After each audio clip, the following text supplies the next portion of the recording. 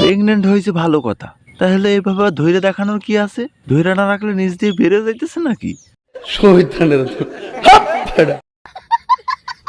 তাহেরি কাকু, অনেকদিন পর রোস্ট করতে আসছি, আপনি একটু চুপ থাকেন। এর রোস্ট করে পোস্ট করে দিই, তারপরে আপনি বইকেন। আপাতত একটু চুপ থাকেন মিয়া।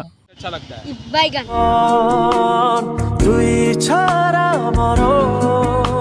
হ্যাঁ, একা একা ধরে রাখলে ধরে রাখা কষ্টকর হয়ে যাইতেছে। তুইও সাথে ধর, নাইলে নিজ দিয়ে বেরিয়ে যাইতে পারে।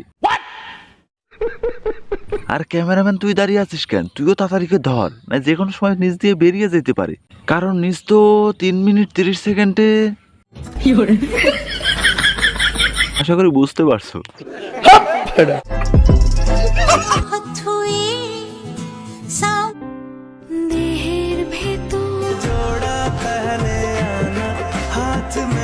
বাচ্চা জুতো দেখাইলি, জামা কাপড় দেখাইলি, আলট্রাসাউন্ড রিপোর্ট দেখাইলি, এবার তোমার কাছে আমাদের একটা ছোট্ট অনুরোধ, ডেলিভারিটা একটু লাইভ শোতে দেখাইও।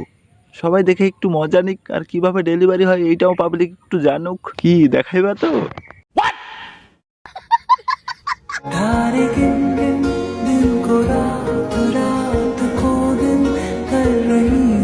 এত সুন্দর একটা মেয়ে চা বিক্রি করতেছে, এটা দেখে আমি মনে করছিলাম এত সুন্দর একটা মেয়ে চা বিক্রি করতেছে এটা কোনোদিন হয়? এত সুন্দর মেয়ে একটা চা বিক্রি করলে কেমন দেখায় না? আমি ভাবছিলাম আমার এলাকার আশেপাশে হইলে এর আমি বিয়ে করে এর নিয়ে সুন্দর একটা সংসার বাঁধবো, এর সুন্দর জীবনটা নষ্ট হইতে দিব না, সুন্দর চেহারাটা নষ্ট হইতে দিব না। কিন্তু মা, তার একটু পরে এই ভিডিওটা দেখার পর আমি তো হতাশ। তোমরাও দেখো।